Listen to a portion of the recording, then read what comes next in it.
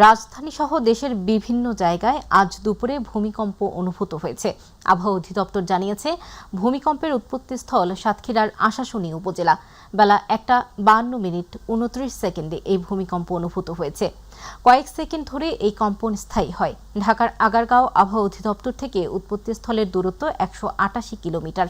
Richter স্কেলে ভূমিকম্পের মাত্রা 5.4 বলে জানিয়েছেন আবহাওয়া অধিদপ্তরের ভূমিকম্প পর্যবেক্ষণ কেন্দ্রের আবহাওয়াবিদ ফারজানা সুলতানা। এটি মাঝারি মাত্রার ভূমিকম্প বলে জানিয়েছেন আবহাওয়া অধিদপ্তরের ভূমিকম্প পর্যবেক্ষণ কেন্দ্রের ভারপ্রাপ্ত কর্মকর্তা রুবাইয়াত কবির। অবশ্য যুক্তরাষ্ট্রের ভূতাত্ত্বিক জরিপ সংস্থা USGS বলছে, উৎপত্তিস্থলে কম্পনের মাত্রা 5.3। তবে ভারতের ভূতত্ত্ব সর্বেক্ষণ সংস্থা জানিয়েছে, কম্পনের মাত্রা ছিল 5.5। ভূমিকম্পে সাতক্ষীরায় মানুষ শক্ত ঝাঁকুনি অনুভব করেছেন বলে জানা গেছে। মসজিদে নামাজ পড়তে যাওয়া অনেকে আতঙ্কিত হয়ে মসজিদ থেকে বেরিয়ে যান। চলতি ফেব্রুয়ারি মাসের প্রথম 26 দিনে এটি নিয়ে দেশে অন্তত 8 বার ভূমিকম্প অনুভূত হয়েছে। নরসিংদীর মাধবদীতে ধর্ষণের বিচার চাওয়ায় বাবার কাছ থেকে অপহরণের পর পুনরায় গণধর্ষণ শেষে এক কিশোরীকে হত্যার অভিযোগ উঠেছে।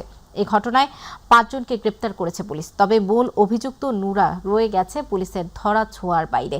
এই ঘটনায় বৃহস্পতিবার রাতে নিহত কিশোরীর মা ফাহিমা বেগম বাদী হয়ে মাধবদী থানায় মামলা দায়ের করেন। শুক্রবার সকাল পর্যন্ত জেলার বিভিন্ন স্থানে অভিযান চালিয়ে মোট 5 জনকে গ্রেপ্তার করা হয়।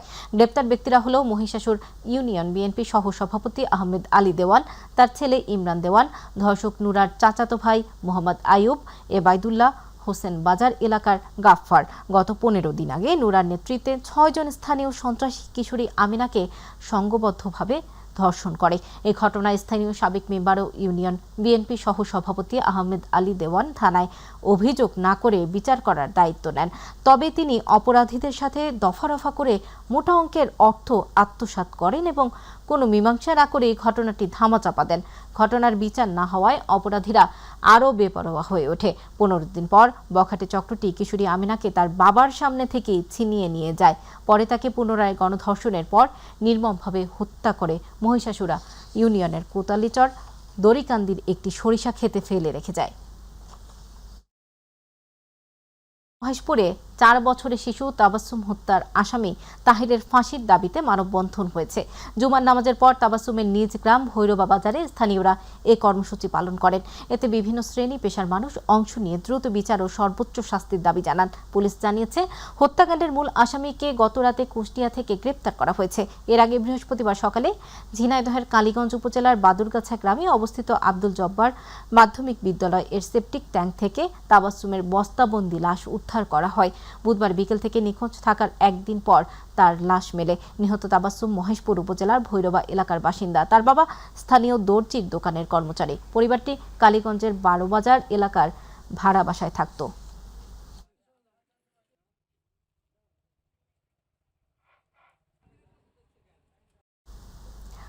আগামী 10 মার্চ বগুড়া সফর করবেন প্রধানমন্ত্রী তারেক রহমান। তার উপস্থিতিতে ফ্যামিলি কার্ড বিতরণ কর্মসূচির উদ্বোধনের মাধ্যমে বগুড়া সদর উপজেলায় পরীক্ষামূলকভাবে এই প্রকল্পের কার্যক্রম শুরু হবে। শুক্রবার সবগঞ্জের মহেস্তানগড় শাহ সুলতান বখলি রাদিয়াল্লাহু তাআলা আনহু এর মাজার প্রাঙ্গণে নামাজের আগে স্থানীয় সরকার প্রতিমন্ত্রী মীর শাহে আলম এর তথ্য জানান।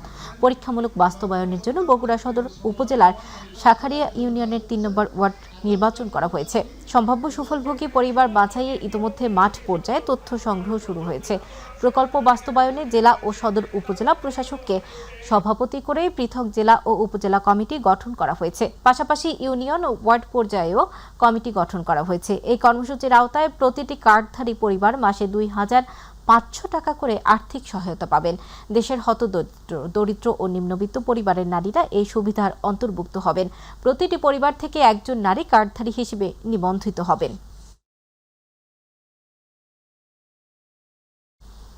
স্থানীয় সরকার নির্বাচন যথাসময়ে হবে এবং গণতন্ত্রকে তার প্রাতিষ্ঠানিক রূপ দেওয়ার কাজগুলো করা হবে বলে জানিয়েছেন স্থানীয় সরকার, পল্লী উন্নয়ন ও সমবায় মন্ত্রী মির্জা ফখরুল ইসলাম আলমগীর। বিকেলে ঠাকুরগাঁও পৌর শহরের হাজীপাড়া হাফেজিয়া মাদ্রাসার নতুন ভবনের উদ্বোধনকালে সাংবাদিকদের এসব কথা বলেন তিনি। এনসিপি নিয়ে প্রশ্ন করলে তিনি এই বিষয়ে কোনো মন্তব্য করেননি। এ সময় জেলা বিএনপি সভাপতি মির্জা ফয়সাল আমিন সহ দলটির বিভিন্ন স্তরের নেতাকর্মীরা উপস্থিত ছিলেন। আমরা ঠাকুরগাঁয়ের জনগণ কাছে আমি ব্যক্তিগতভাবে ঋণী, বরাবরই তারা আমাকে সমর্থন দিয়েছেন এবং সেই সমর্থনের কারণেই আমি আজকে কাজ করার সুযোগ পেয়েছি।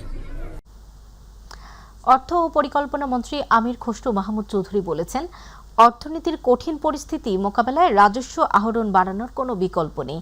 বিকেলে পতেঙ্গা মেরিন ড্রাইভ এলাকায় প্রস্তাবিত হাসপাতাল নির্মাণ স্থল পরিদর্শনকালে তিনি বলেন, ট্যাক্স বাড়ানোর মাধ্যমে বিনিয়োগও বাড়াতে হবে।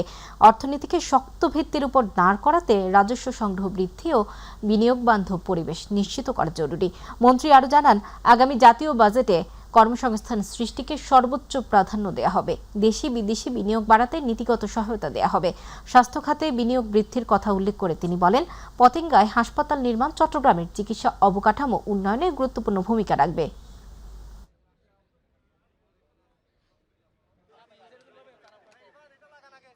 দেশের ভিতরে দেশের বাইরে ইনভেস্টমেন্ট বাড়াতে হবে। এর মাধ্যমেই তো একমাত্র আপনি ট্যাক্স জিডিপি বাড়ানো যাবে এবং কর্মসংস্থান, যেটা আমাদের আরেকটা প্রোগ্রাম বিএনপির নির্বাচনী প্রোগ্রামের মধ্যে কর্মসংস্থান একটা বড় প্রোগ্রাম। সুতরাং ইনভেস্টমেন্ট বিনিয়োগ না হলে তো ইনভেস্টমেন্ট না হলে তো কর্মসংস্থান করতে গিয়ে হবে। এই জন্য আমরা জোর দিচ্ছি ইনভেস্টমেন্টে, দেশি বিদেশি ইনভেস্টমেন্ট জোর দিচ্ছি।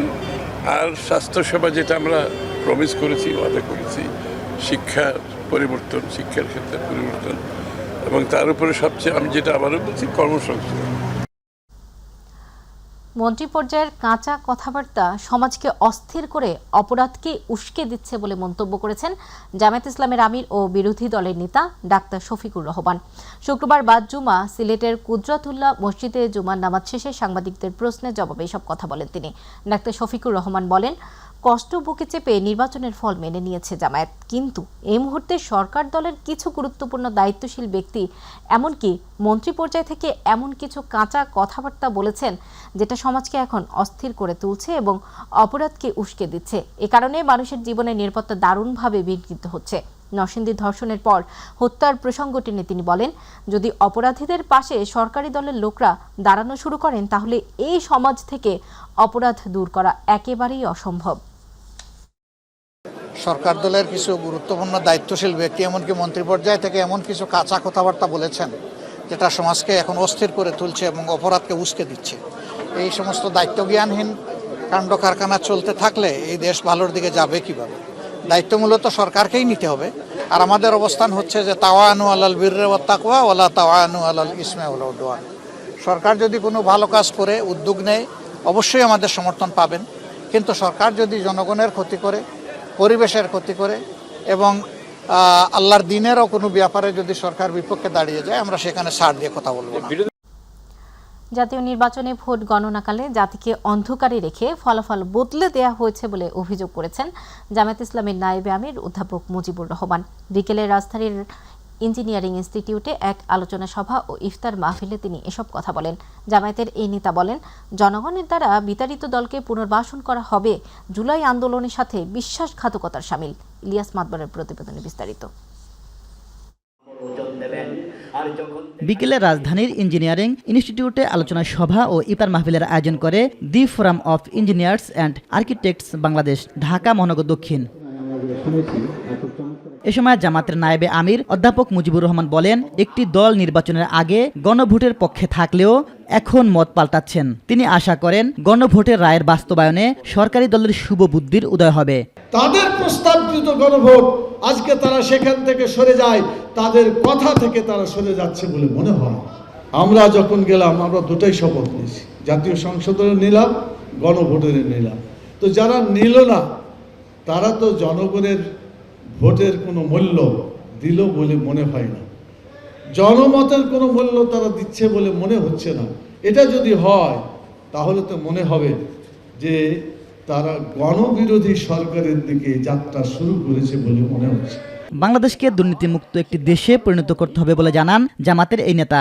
লোকেরা বলে যে হইলটা কি, সব দেখলাম যে এদিকেই আসছে, কিন্তু রেজাল্টের সময় কাউন্টিং করার সময় 2-3 ঘন্টা সময় অন্ধকারে রেখে কি যে ঘটে গেল বাংলাদেশের নির্বাচনের ইতিহাসে, দেখা গেল যে সব উলট পালট হয়ে গেল। আলামত ভালো না, এই আলামত থেকে দেশকে যদি ফিরিয়ে আনতে হয়, আমি বলবো সরকারি দল, বিরোধী দল সবাইকে চিন্তা করে একসাথে কাজ করতে হবে। সরকারি দল আর বিরোধী দল শত্রু নয়, তারা একে অপরের বন্ধু হবে, পরিপূরক হবে। পরে রাজধানীর কাকরাইলে আইডিইবি ভবনে forum of diploma engineers Bangladesh আয়োজিত ইফতার মাহফিলে যোগ দেন অধ্যাপক মুজিবুর রহমান। জনগণের দেওয়া ভোটের রায়কে মেনে নিয়ে। ইলিয়াস মাতবর, মাই টিভি, ঢাকা। প্রথম ছুটির দিনে জমে উঠেছে অমর ২১শে বইমেলা। দর্শনার্থীদের পদচারণায় মুখরিত পুরো মেলা প্রাঙ্গণ। দ্বিতীয় দিনই মেলায় এসেছে বেশ কিছু নতুন বই। বইপ্রেমীরা তাদের পছন্দের বইটি বেছে নিচ্ছেন বিভিন্ন প্রকাশনীর স্টল থেকে। তবে মেলায় এখনও চলছে স্টল তৈরির কাজ। সামনের দিনগুলোতে আরও জমজমাট হয়ে উঠবে অমর ২১শে বইমেলা, এমনটাই মনে করছেন প্রকাশকরা। আরও জানাচ্ছেন রাকিব হাসান, ক্যামেরায় ছিলেন মমিন হোসেন। ছুটির দিনে জমে উঠেছে বহুমাত্রিক বাংলাদেশ এই প্রতিপাদ্য নিয়ে শুরু হওয়া অমর ২১শে বইমেলা ২০২৬। শুক্রবার মেলার প্রথম প্রহরটি শিশুদের জন্য নির্ধারিত থাকলেও দুপুরের পর থেকেই মেলায় বাড়তে থাকে দর্শনার্থীর সংখ্যা। বিকেল গড়াতে পরিবার, তরুণ তরুণী ও শিক্ষার্থীদের পদচারণায় মুখরিত হয়ে ওঠে পুরো মেলা প্রাঙ্গণ। কেউ ছবি তুলছেন, কেউ নতুন বইয়ের তালিকা খুঁজছেন, আবার কেউ বা এসেছেন প্রাণের টানে। ফেব্রুয়ারিকে কেন্দ্র করে জাতি সকল প্রকার আন্দোলনের একটা অনুষঙ্গ হিসাবে এই বইমেলাকে নেয়, ২১শে ফেব্রুয়ারিকে নেয়। সারা বছর তো ওইভাবে বই কেনা না হলেও আমরা চাই যে বইমেলায় আসলে আমাদের একটু বই দেখা হয়, প্লাস ঘুরে ফিরে কেনাও হয়। বিশেষ করে আমাদের সন্তানরাই যেখান থেকে একটা ভালো জ্ঞান অর্জন করবে, নতুন কিছু চাবে। এই জাতি যদি জ্ঞানের দিকে না যায় তবে জাতি উন্নত হওয়া কঠিন ব্যাপার। বড়দের পাশাপাশি পিছিয়ে নেই শিশুরাও। পরিবারের সাথে ঘুরে ঘুরে কিনে নিচ্ছেন নিজেদের পছন্দের বইটি। গল্পের বই আসলেই ভালো হয়। জমিদার বাড়ি, তারপরে গোয়েন্দা, অসমাপ্ত আত্মার ডায়েরি, রূপা ও আরব রজনীর ২য় খণ্ড। বইমেলা কেমন লাগছে তোমার? বইমেলা আমার কাছে ভালোই লাগছে। অনিশ্চয়তা, সময়সূচির পরিবর্তন এবং নির্বাচন পরবর্তী বাস্তবতার ভেতর দিয়ে অমর ২১শে বইমেলা ২০২৬-এর যাত্রা শুরু হলেও এখনো চলছে স্টল তৈরির কাজ। তবে আশায় বুক বেঁধেছেন প্রকাশকরা। তারা মনে করছেন সামনের দিনগুলোতে বাড়বে বেচাকেনা, প্রকাশিত হবে নতুন নতুন অনেক বই। সরকারিভাবে যদি প্রচারণা বেশি চালায় তাহলে দেখা যাবে আমাদের ক্রেতা এবং দর্শনার্থী যারা আছে তারা মেলাতে আসবে এবং বই দেখবে, বিভিন্ন স্টলে ঘুরবে এবং আমাদের যারা প্রকাশনা নতুন নতুন বই নিয়ে আসছি সেগুলো তারা পড়ে দেখবে এবং ভবিষ্যতের জন্য নতুন নতুন পাঠক তৈরিতে ভূমিকা পালন করবে। কোভিডের সময় মনে করেন তারপরেও কিন্তু মেলা কিন্তু ভালো জমছিল আর কি, ভালো বিক্রি ছিল তখনও আর কি। তখন কিন্তু মানুষ বের হয় নাই, তারপরে বাংলা বই মেলাতে লোকজন আসছে আর কি, প্রচুর পাঠকের সমাগম হয়েছে আর কি। তখনও অতএব আশা করছি এখনও হবে আর কি। এই ধারাবাহিকতা যদি শেষ দিন পর্যন্ত মানে 18 দিন মেলা চলবে থাকে তাহলে মোটামুটি প্রত্যাশা আমরা ভালো করতে পারি। এবারের মেলায় অংশ নিয়েছে 549টি প্রকাশনা প্রতিষ্ঠান। বাংলা একাডেমি প্রাঙ্গণে 81টি এবং সোহরাওয়ার্দী উদ্যান অংশে 468টি। রাকিব হাসান, মাই TV, Dhaka. Kadamtala Purba Basabo school and college প্রাঙ্গণে কদমতলা যুব সমাজ আয়োজিত দোয়া ও ইফতার মাহফিল অনুষ্ঠিত হয়েছে। অনুষ্ঠানে প্রধান অতিথি হিসেবে উপস্থিত ছিলেন সড়ক ও রেলপথ প্রতিমন্ত্রী হাবিবুর রশিদ হাবিব। অনুষ্ঠানে কদমতলা যুব সমাজের নেতৃবৃন্দ এবং স্থানীয় নেতৃবৃন্দ এবং এলাকাবাসী উপস্থিত ছিলেন। এর আগে নিজ নির্বাচনী এলাকা মানরায় অবস্থিত শাপলা সিটিতে খাল পরিদর্শন করেন মন্ত্রী। এ সময় তিনি জানান, 2028 সালের মধ্যে রাজধানী ঢাকার বুক চিরে বয়ে যাওয়া সবকটি খাল উদ্ধার করে পানি প্রবাহ সচল করা হবে। অবৈধ দখলদারদের সতর্ক করে দিয়ে কঠোর ব্যবস্থা নেওয়ার কথাও জানান হাবিবুর রশিদ।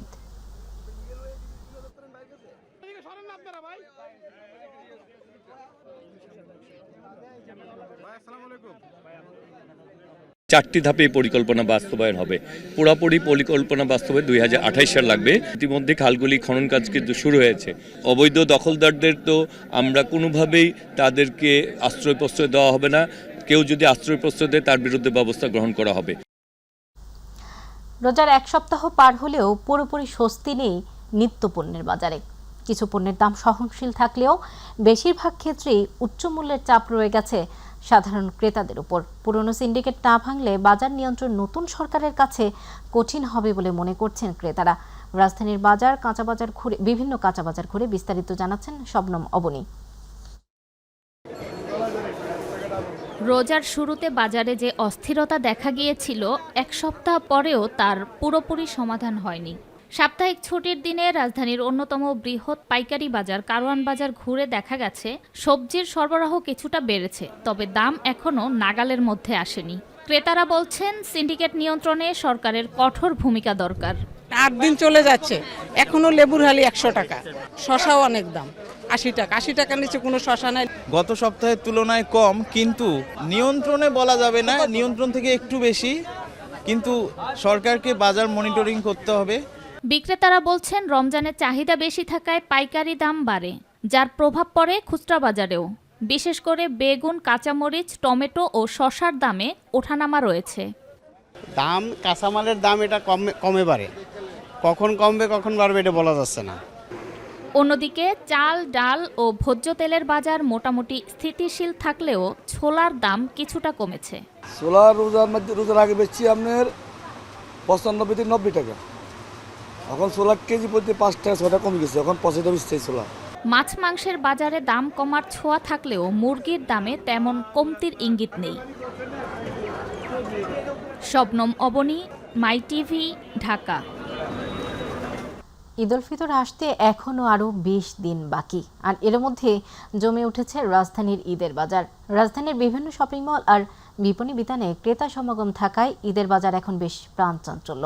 এদিকে ভিড় এড়াতে ক্রেতারা আগেভাগেই সংগ্রহ করছেন ঈদের নতুন নতুন পোশাক। আরও জানাচ্ছেন জাহিদ আহমেদ বাবু।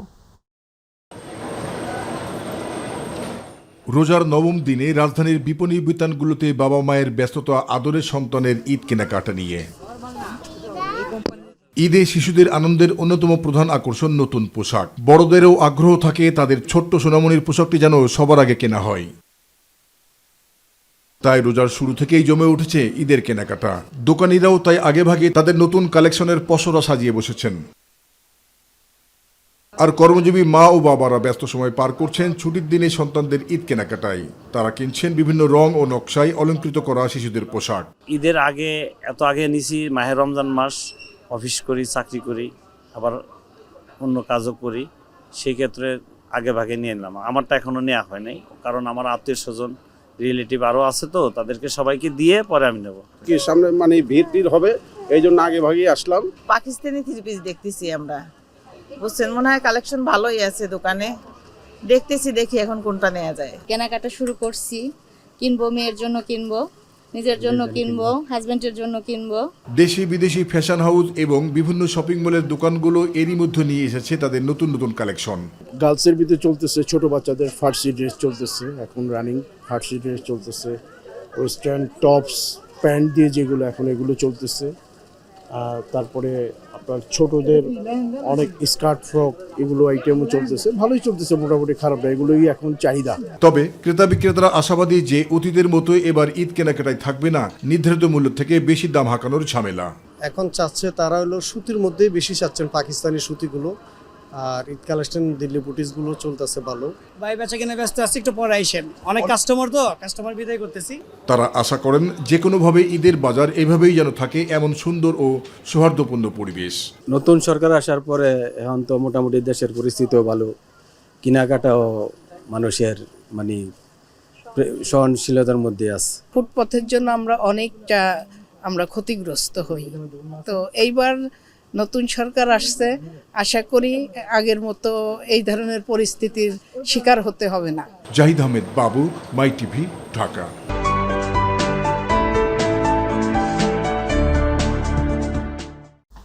মাদারীপুরের কালকিনি পৌরসভা 3 নং ওয়ার্ডে শিকারমঙ্গল এলাকায় খালের উপর ব্রিজ নির্মাণ কাজে অস্থায়ী বাঁধ দেওয়ার কারণে কৃষি জমিতে সেচ কার্যক্রম প্রায় বন্ধ হয়ে পড়েছে।